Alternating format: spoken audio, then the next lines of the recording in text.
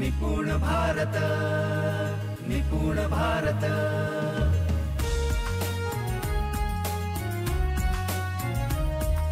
निपुण भारत, निपुण भारत।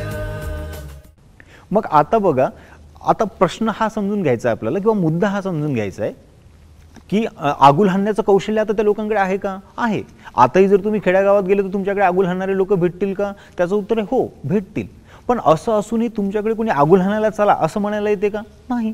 कारण तुमच्याकडे ते कौशल्य जरी असलं तरी ते कौशल्य सध्या रिक्वायर्ड नाहीये। मग आता सध्या रिक्वायर्ड कौशल्य नांगराच्या बाबतीत ट्रॅक्टरचा ड्रायव्हर आणि ड्रायव्हिंगचं कौशल्य।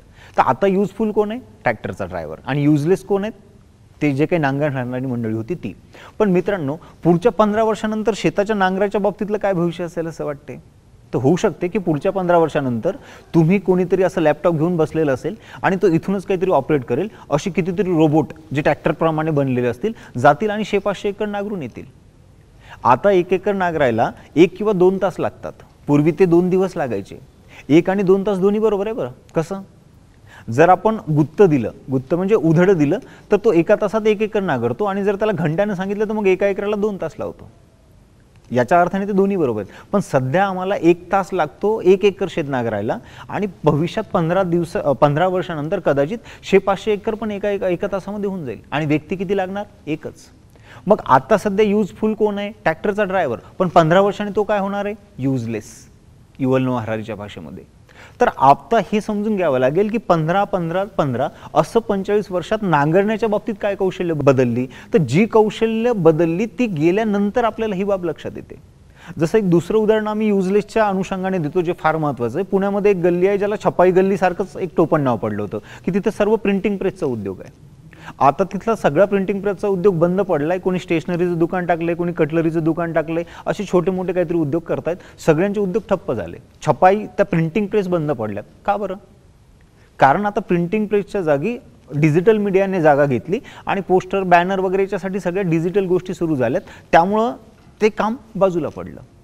त्यामध्येच डिजिटल काम करणारी 2 भावांचे जे एक उद्योग आहे, त्यांची छान आणि मोठी एक सोशल मीडियाची किंवा डिजिटल मीडियाची कंपनी उभी राहिली, ज्यांचा की तोच उद्योग होता।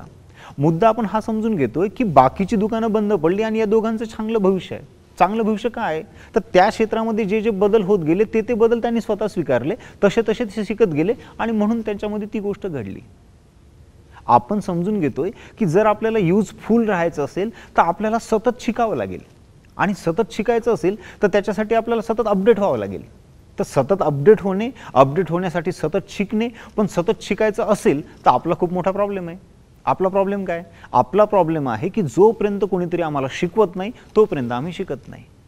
मग आता प्रश्न असा निर्माण होतो की आधी बघा, शिक्षणाच्या बदलाच्या संदर्भात किंवा शिक्षणाच्या सध्याच्या स्टॅबिलिटीच्या संदर्भात आपण समजून घेऊयात। आधी असं असायचं किंवा तुमचं आमचं आयुष्य खूप मजेत गेलं। एकदा डीएड केलं, बीएड केलं की आयुष्यभर नोकरी त्याच्या भरोश्यावर मिळाली। एकदा एखादा कोर्स केला की आयुष्यभर त्याच्या भरोश्यावर नोकरी मिळाली आणि आपलं आयुष्य सेफ झालं। पण मित्रांनो, आता तसं नसेल। आता तुम्हाला जग झपाट्याने बदलणार आहे। झपाट्याने जग बदललं कारण स्ट्रॉंग आर्टिफिशियल इंटेलिजन्स आला। जसं जसं झपाट्याने जग बदलल तसं तसं तुम्हाला बदलावं लागेल, आणि ते बदलायचं असेल तर तुम्हाला स्वतःला अपडेट करावं लागेल। अपडेट करायचं असेल तर तुम्हाला शिकावं लागेल, आणि शिकायचं असेल तर तुम्हाला इतरांवर डिपेंड राहता येणार नाही। कारण आतापर्यंत काय की 12 वर्ष शिकू, 15 वर्ष शिकू, 20 वर्ष शिक्षणात घालू, पण त्याच्यानंतर तुम्हाला रोज दरवर्षी शिकावं लागेल। मग आयुष्यभर तुम्ही कुठल्या कॉलेजमध्ये जाणार? आयुष्यभर तुम्ही कुठल्या शाळेमध्ये जाणार? शक्य नाही। मग काय शक्य आहे? तर तुम्हाला अपडेट व्हायचं असेल तर शिकावं लागेल, आणि शिकायचं असेल तर तुम्हाला एक कौशल्य यावं लागेल, आणि ते कौशल्य कुठलं असेल? शिकायचं कसं हे कौशल्य।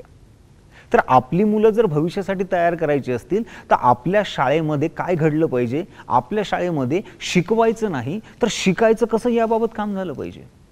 शिकायचं कसं याबाबत आपण नंतर जाऊ, पण सध्या परत आपण एकदा मुद्द्यावर फोकस करू की आमची शिक्षण व्यवस्था सध्या काय करते।